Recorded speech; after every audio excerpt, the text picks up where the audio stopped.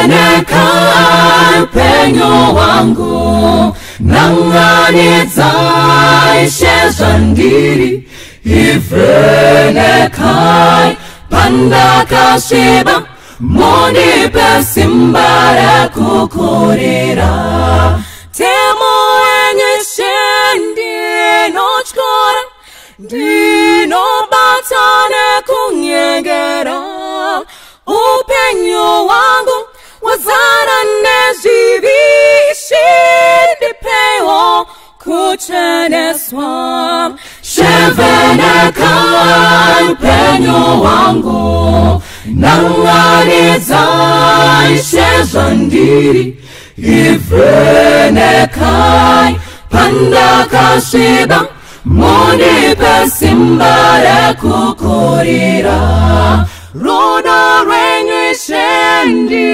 noziva Wakadzama kune mutadzi Ropa renyu rogeze sajivi Shendi sambe ndigochena Shevenekai penyo wangu Nanganizai shezandiri Vyenekai pandakashiba Monipe simbara kukurira Shevenekai penyo wangu Nanganizai shezandiri Vyenekai pandakashiba Monipe simbara kukurira Shevenekai penyo wangu Nanganizai shezandiri Vyenekai pandakashiba Monipe simbara kukurira.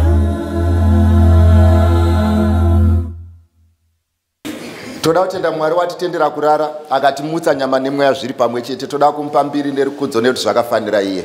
Nhasi unoyu tiri pazuva repiri kana kuti rechitatu remusangano wako. Ende takawirirana zuro kuti umwe nemumwe unoziva zvawakavinga zviite nemazvo. Ende Mwari akuitire nyasha. Zvandakuda kuti ndikurangarirei ndezvekuti izvo. Ndoda kuti muende kumba muchizvibvunza mubvunzo uyu. Kana ndichiti kumba handireve kwamakabva ndoreva kwamabva.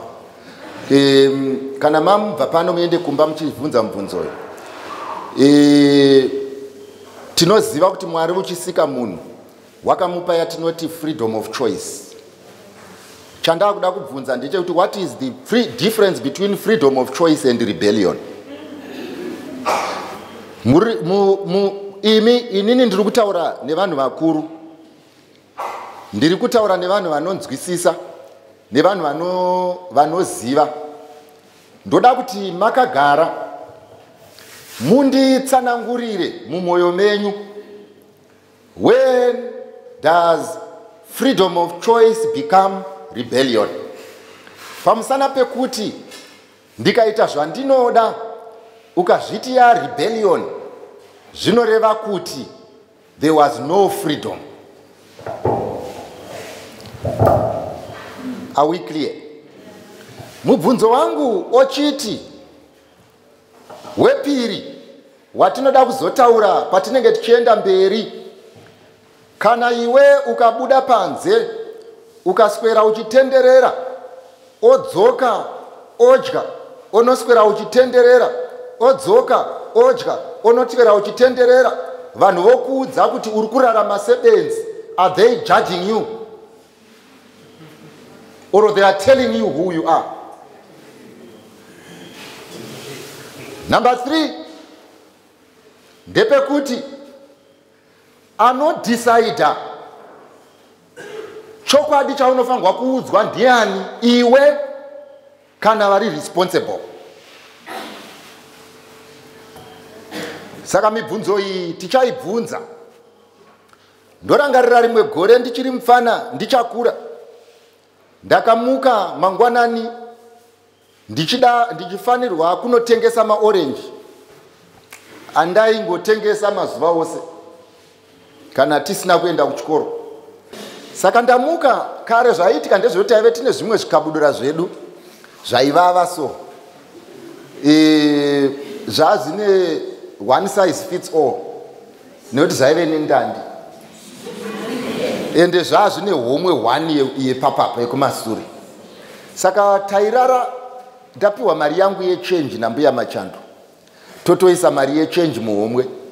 But zvaiita ndezvekuti kare waingobvisira hembe pawabvisirawo ipapo wozodzitora makuseni uchiita sei uchipfeka. Saka ndakabvisa hembe chika dzangu ndokuvata. Makuseni ndokumuka ndaitoziva kuti change yangu irimo muhomwe ndokupfeka chikabudura changu ndobva ndapfeka t-shirt yangu yakanzi Victoria Force is super ndokubva ndapinda mustreet ndakuenda kunotengesa maorange.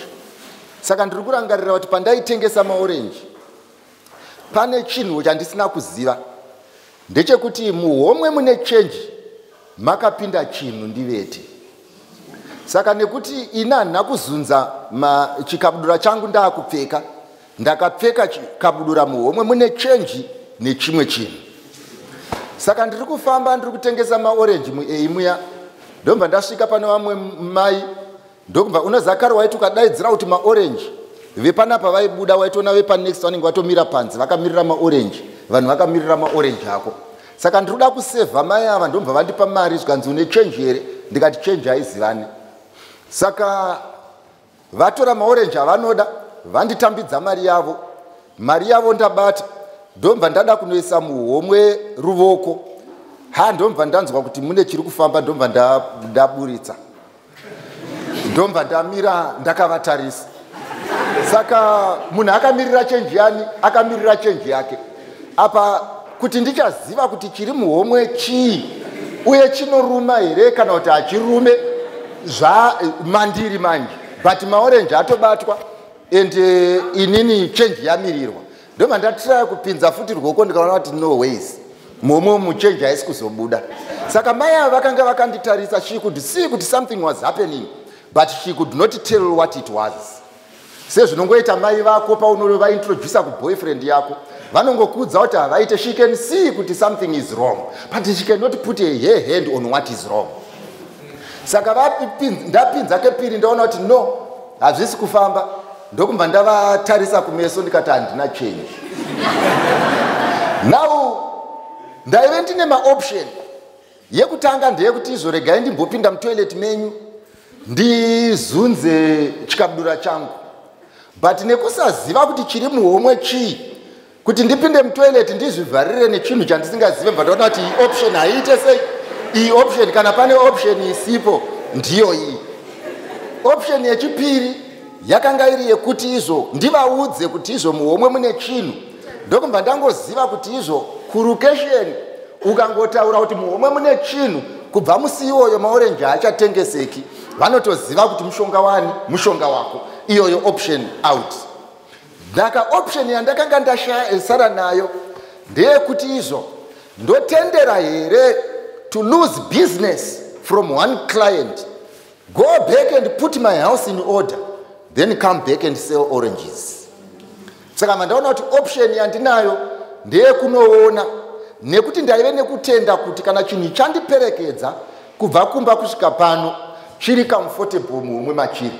Saka ndogona kufamba futi kubva pano ndodzokera ndonoisa order ndozodzoka kuitira kuti kana ndapedza zvandiri kuita ndinogona kuluza business asi musika una kuvharwa. I am still trading but I have lost a client who I may not lose because ndine mukana wekunotsvaga change. If your relationship was a business, would you say it's making money? Now, ndoda kukuudzai nhasi vapfana kuti pamusangano uno uchatotora stock. Nekuti kutora stock handiko kunobrotsa business, kunokuudza status yebusiness. Saka tikada kukunyepera kuti zviri kufaya pasina chiri kufaya tinenge takurevera nhema. So ndabva paya ndakabvapo ndoziva ndakanopinda pane chimwe chimugodhi paicherwa gravel. Ndobva ndatarisa ndikaona ndiri ndoga. Ndobva ndabvisa chikabudura changu ndobva ndachiisa upside down ndomba change yadona nedzvinyu ndokumva dzvinyu raenda kwaraienda mba ndanhonga change yangu ndomba ndapfeka chikabudura changu pandakanga ndichifamba ndo inonzi open for business ka hapana angaziva kuti ndandine dzvinyu muhomwe ndaiziva kuti musika wavhurwa and I'm seriously going to trade. So the choices I'm going to give you today is to make the client that you are serving happy. Musika ovharwa because waramba kunozunza chikabudura. Zvinobhowa zvinorwadza kuluza client. But ndoda kukudza kuti vazhinji venyu the reason why you will never test marriage it is because wakavhara musika nekuda kwecustomer isi serious nekutenga.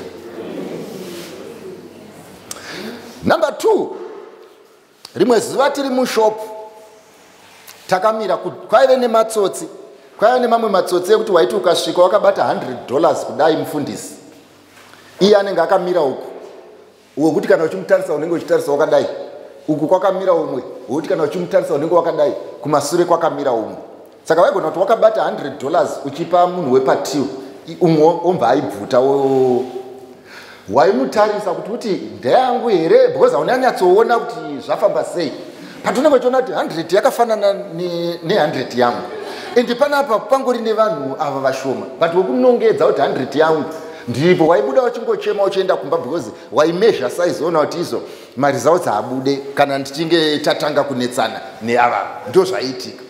Saka umwe musi tiri mushop indakamira nechesure umwe musikana ari mberi ari kutenga akangounganirwa nevamwe vaitenga nevamwe vaita sevari kutenga. Saka anga akaisa foni yake pamasure anga ane jeans skirt nehomwe mbiri. Saka akaisa foni ndokumva umwe wacho atora foni vongo usingabirwe kazviya zvekubirwa kunzi hanzi unozozviona wakumba yakatotorwa ndomba yatambidzwa umwe indichiona. Saka vakangonditarisa havana mbonditaurira hapana kana chinhu chavakambotaura vakangonditarisa ndomba vakontinya zvavo nekutenga. Musikana ndomba abata homwe ndomba anzwa kuti foni yaenda ndokumva acheuka kumasure ndomba atarise kumashure kuneni ndakamira nechekuko nevamwe vari apa nevamwe vari apa nevamwe vari apa nevamwe vakanga vakamira. Saka ndakamira zvakandinetsa zvinhu zvaitika munguva pfupi kuti shuwa here musikana angabirwe foni ndiripo ndoramba ndakanyarara nekuti futi ndikataura tinowana here maresults zvimva zvandinetsa zviri zviviri. Saka zvandinetsa ndakaita chinhu 1 whether chakachenjera kana kuti chakapusa but chakashanda ndokumva ndaburitsawo foni. Saka pandakaburitsa foni musikana akafamba achiuya kwandiri kuti aifunga kuti ndeyake here kana kuti aifungei handizive. Saka akauya achitaura nenyaya yake yefoni akananga ini ndomba ndamuti bhora pasi. Saka akaramba akanditarisa mba ndamupa foni ndikati ifone ende pandakati ifone indakanga ndakutoinda ende ndaiziva kuti inini uyu anonzi abirwa because azive kune yake ina handinganzi yabiwa because yangu ndiri kuziva kwayasara. Saka ndakamupa foni ndikangoti pora fona indokutanga kubuda ndomba ndati kumusecurity vhara door ndandisingati vhara door kuti matsotsi asatize ndaiti vhara door kuti zvikakanganisika indiri kuseri kwedoor. Saka I was very clear yezvandanga ndichida kuita panguva iyoyo and fortunately musikana uyu ndomba aita according to instruction ndomba foni yarira tsotsi mbva raburitsa foni muhomwe mbva ramudzorera foni yake madhira apera. Ndomba ndaziva chinhu ichi kuti ungatadzwe kudiscover in the process yekuba foni but as long as iri muhomwe mako icharira and unfortunately inogona kurira pausingade kuti irire ende kana ichinge yarira maresults anongofanana nekuti dei wakaziva wakaiburitsa uri woga. So madecisions amunoita vana vangu pamusangano ndeyekuti hapana achazotendekwa kunzi iwe une foni muhomwe, hapana achatendekwa kunzi iwe uri mbavha, hapana achatendekwa kunzi iwe uri muroyi, hapana achatendekwa kunzi nemwoyo wakaipa, hapana achatendekwa kunzi uri mhombwe, hapana achatendekwa kunzi uno double cross, hapana achatendekwa kuti iwe unofananidzana nechiedza, hapana achatendekwa kunzi unopandukira mai, hapana achatendekwa kunzi you are rebellious, hapana achatendeuka kuti uchashaya rugare, hakuna uchatendeuka, asi foni muhomwe icharira. Ende ndoda kuti sekukutaurira kwandakaita urambe uchizviziva, upenyu ndehwako. Kana uchida kurasha, rasha. Kana uda kupfimbwa pabhawa, pfimbwa. Kana uda kuramba kunamata, ramba. Kana usingadi kutsanya nekunamata, rega. Nyango usingadi kunamata, rega. Nyango uchida kuwaita vatatu, rega. Nyango uchida musikanzwa, rega. Asi ndoda kukuudza, hakuna uchapomba nekusingaperi. Hakuna uchanyengwa nekusingaperi. Hakuna uchamaketeka nekusingaperi. Hakuna uchaita jeni nekusingaperi. Hakuna munhu agere pano acharamba ari youth. Very soon your franchise will expire. You will replace me and you are coming towards me slowly but surely. Hamuzorambi muri youth imi. Pamugere takambopagara. Taitodanwawo nemazita isu. Taitonetsawo mukati metownship. Taitopekawo dzinomecha isu. Zvinhu zvose zvinoitika taiita. Asi ndoda kukuudza chinhu ichi. Bhaibheri rangu rinoti kudzingana nemhepo zvese hazvina maturo. Zvikanzi chinhu chikuru pane zvese ndechichi, ityai Mwari, mumupe mbiri, mumurumbidze, nekuti nguva yake yekutonga yaswedera. Saka ndoda kukuudzai kuti Mwari ndewenyasha, asi hadzizoveko nekusingaperi. Kune imwe nguva yekuti vanakomana nevanasikana tinorarama muzviri, kwete nekuti tine freedom, kwete nekuti kune grace, asi nekuti tinozvidza nyasha. And you think God is your boyfriend, he will understand. And akaunza ndaitaura nevamwe vapfana tiri kuSAU vauya kuzoimba, umwe akapfeka heti caps. Handisi kuti caps ichitema, but auimbirei ini wakapfeka caps because ndini customer yegoods dzauri ku. Nyange iwe uchienda kubasa unopfeka zviri nani kuti customer yako. Saka ina ndingagare pasi kuita customer yako ondiudza kuti ndikuaccept because ndine zvandoda kwauri. Hatitambe tichidaro muchechi because church haizi yako wega ndeyedu tese. Ndosaka ndichiti pachurch manje ukauya mwanangu pachurch haugone kuti ndisiye ndakadaro mumba yatinoponeserwa tese. Pamusana pekuti vanhu vakatadza kusvika kuKenani nekuda kwaAkani, vachimunyepera kuti Akani zvichaita, vanhu vakafa. Saka kana tiri pachechi tichida kuti munamato wedu upindurwe, inini ndine zvinhu zvangu zviri kundinetsa, iwewe uya panapo urarama madiro onditi ndinoita zvandinoda, ndine freedom of choice. Choice yako unofanirwa kuziva painoperera. Ndechedu chese chinichi, hachisi chako wega ichi. Hauite zvaunoda panapa. Kana iwe chinonzi freedom of choice muzukuru, ndechekuti izvo iwewe wakagara zvawakaita, une kodzero yekujoina chisoja kana usachijoina. But kana uchinge wapedza kujoina chisoja zvikanzi pfura mhandu, hauna freedom. Kana watodaro inonzi mutiny or rebellion, unourawa. Why? Pamusana pekuti kana wamuchisoja zvinoreva kuti wasarenda zvimwe zvinhu ukati ndaakurarama nezvizvi. Ndo zvakafanana nekupinda chechi.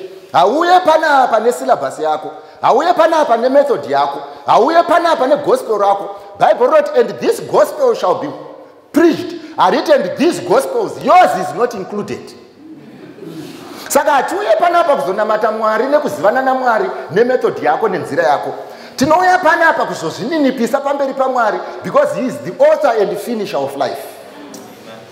Saka nhasi ndati ndikuudzei mese mugere panapa kuti kana ndichikuonai mungoriwo vanhu seni. Kuita youth hamuna kuvhoterwa, makanonoka kuzvarwa. Saka muchazofunga kuti iye achievement kai kuti munofamba muchitudza kuti ngoti vanhu vakuru hamunzwisise. Hamusi youth nekuti makaronga kana kuti makarongeka, kana kuti nekuti makaona makombiyuta. Muri youth nekuti imimi makazozvarwa tafa. Saka usafunga kuti kana wakagara ipapa une chinoshamisira kudarika panapa. And this is the reason why vamwe venyu maakureplace vana mai venyu kumba uko nekunyengwa nevadhara. Pamusana pekuti you think you have something to offer that your mother cannot offer. Foolish generation.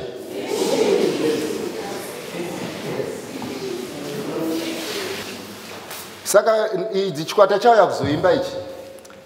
Chauya kuzoimba chakapfeka macaps endo unoza miromo inonyatsotaura kuti ichi chidhakwa ichi. Unoza miromo ka nezvigumwe nemaitiro anongotaura kuti chidhakwa. You cannot pretend to everyone, because zvakafanira vanhu vembanje vakafamba mustreet ka chavanoita kuti vabvunza nembanje vanotoziva kuti uri umwe wedu. Watambozviona here kuti iwewe handiti unoita zvemagemu ka ende nyangwe taundi yese yawasvika unonyengwa kana kunyenga, uye unofunga kuti chako coincidence roti pese pese paunongofamba haushayeteka. Zvinoreva kuti anokurongerai anoronga in advance. Iwe unogona kufunga kuti you are the one who is managing, but your life is being managed well. Ndo zvatichataura nezvazvo. Haisi coincidence ngoti wasvika pacollege watopimbwa aiwa mweya unokutungamirirai unokurongerai musati mauya kuitira kuti mungazokanganwa kuti munoita nezvei. Now Matthew chapter 13 vanangu ndakakutaura kuti parwendo runo toda kutaura nenyaya yerestoration, nekuti inini I believe kuti it is possible to live a righteous life, and I also believe kuti amongst yourselves varipo vanhu vanorarama mumweya nemuzvokwadi, and I want to believe kuti amongst yourself varipo vamwe vanhu vanonamata nekutya Mwari. Ndorangarira umwe musi ndandiri paUZ tiri kurova shoko, ndokumva umwe musikana akanga aripo akasvika ndokumva akangosvetuka kuenda mudenga ndokudonhera pasi ndokutanga kufamba sezvinoita nyoka. Saka takadaro ndakaona vamwe vachidziura vese vachiita kunge vari kupererwa. Ndikati what is the problem? Vakuda kuti ini nemapasta vakanga varipo tinamate. Ndikati no, ichi chibasa chenyu ichi. Mwari haari kumbire mabirth certificate pamunamato. Munamatirai umwe wenyu. Ndokumva vamutora, ndokumva vamunamatira. Vamunamatira ndokumva vadzoka naye achifamba. Ndokumva ndataura ndikati izvo mweya unoshanda muna mufundisi ndo unoshanda munhengo. Mutsauko ndewekuti mufundisi akazodzwa kuti aite zvausingagone zvaanogoneswa. Zvisiri dependent naiye but zviri dependent neoffice. Yafakai. Now saka ndichiti inini mumoyo wangu wemukati I believe kuti pakati penyu pane vanhu vanorarama mumweya nemuzvokwadi, and it is possible to live a righteous life. Totanga kuna Mateo chapter 13 verse 17. Verse 17. Nokuti zvirokwazvo ndinoti kwamuri. Ndiani uya? Sarudzanai mudiki pakati penyu auye pana. Mimi muri pabhenji ripamberi. Mudiki ndiani?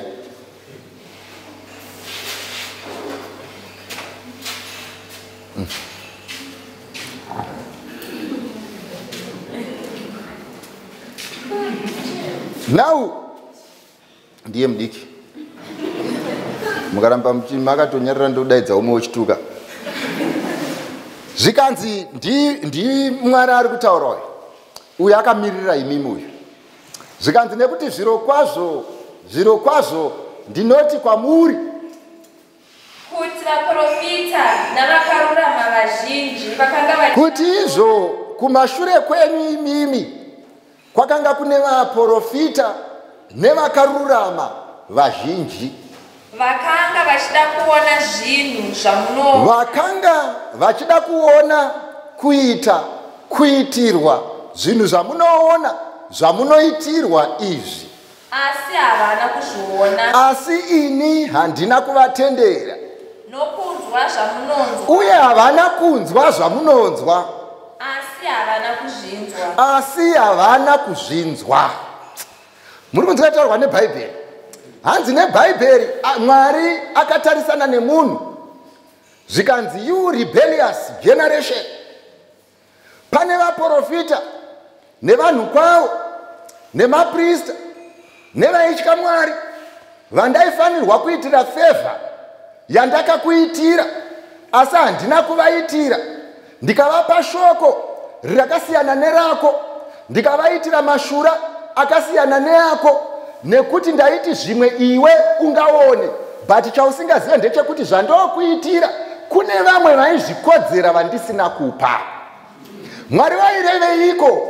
Waireva kuti ndokupaise muenzaniso. Hosia unozvarwa, Hosia waive muprofita. Mutemo waiti kana uri muprofita kana muprista muimba yaIsraeri, chinhu chekutanga unofanirwa kuroora mhandara. Hosia akanga azvichengeta, aive neplan yekutoroora mhandara, aive neplan yekuexercise choice. Kana aida vaspupi ndiye, kana aida varefu ndiye, kana aida vakobvu ndiye, kana aida vatete ndiye. As a young man akanga ane chichuviro chekuexercise authority pamusoro pechoice yake. Asi bhaibheri rangu rinoti umwe musi Hosia achimuka anoudzwa nemweya mutsvene kuti Hosia, vana Jona vachasarudza, vana Pita vachasarudza, vana Gwauya vachasarudza, but kodzero yekusarudza ndakutorera, kwete nekuti wakaipa, kwete nekuti haukodzere, asi pamusana pekuti kubva nhasi upenyu hwako uchave an object lesson. Uchararama nevasingade kurarama navo, uchabikirwa nevasingade kukubikira, uchada vayo vasingakude, uchaita vekutenda vamwe vachiita vekupfimba, uchavatera pamusika vamwe vachinorora vachikanda mundiro. Iwewe Hosia uchanorora pfambi, kwete pfambi yaritaya, but icharamba iri pfambi kunyangwe iri mumba mako. Asi Hosia anoti Mwari, if you say it, then it is good for me. If mine is to obey, say what you want, I live as you please. Mwari apedza kudaro, Hosia anoita izvozvo nemazvo. Asi Mwari anozoti atarisa iwewe Mary, atarisa iwewe Martha, wakapa mukana wasina kupa Hosia. Mwari anoti dei ndakaziva ndakapa Hosia mukana aiusenzesa zviri nani. Zvikanzi zvirokwazvo ndinoti kwamuri, vana mai venyu vaive nani, vana mbuya venyu vaive nani, vana sekuru venyu vaive nani, vandisina kutendera mukanawo. Vamwe chikoro havana kutombochiona, asi iwewe ndakakupa mukana, but dei ndakaziva I would have given that opportunity to someone else. Mai vangu ina havana kumboenda kuchikoro. She never went to school even in grade 1. Asi mai vangu inini, the only book that she could read was the Bible. Not through education, but through prayer. She prayed, I cannot die without reading my Bible. And she could read the Bible. She could go witnessing. Vachishandisa Bible nesimba remunamato. Asi iyewe wakaenda kuchikoro, iyewe une degree, iyewe unoverenga, iyewe wakabhadharirwa school fees, iyewe une spirit of prophecy muhomo, iyewe une mabhuku asingazivane, unouya kuchechi uri almost red, almost naked, hauna zvaunazvo mumusoro, hauverengi, hauna mati. Zvikanzi naMwari, when I look at you, wasted school fees. I wish I had given Chaka this opportunity. He could have done better.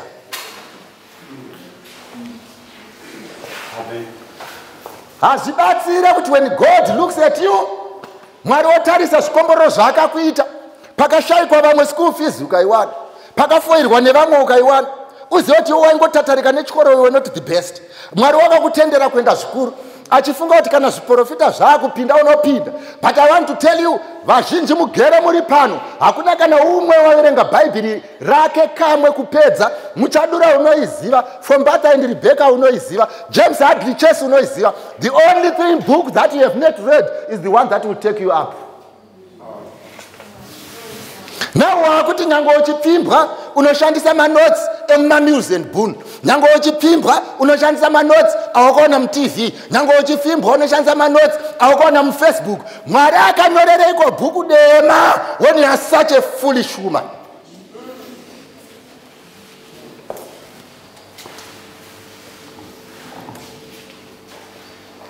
Vanangu ndoda kukudzai kuti izvo zvicharwadza iwe when God is angry with you.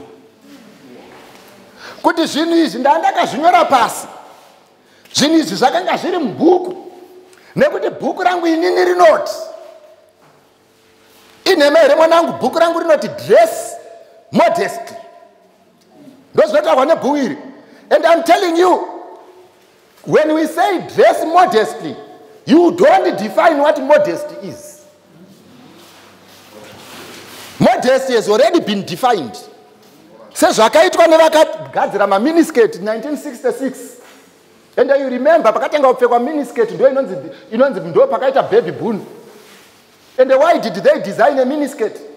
Because we want men to know we are ready for sex, whether in the kitchen, in the office, or even in the bedroom. That's why it was designed. You don't come and give it meaning here. How short is too short? Who do you think you are? The designer told that what it is for. You are selling what you have. And I'm telling you, kuti zvinoitika ndezvoti nyangwe pauchakandwa mukitchen unokandirwa zvawauya nazvo. Hakuna munhu anotengesa madomasi anoputira nepepa rekaki.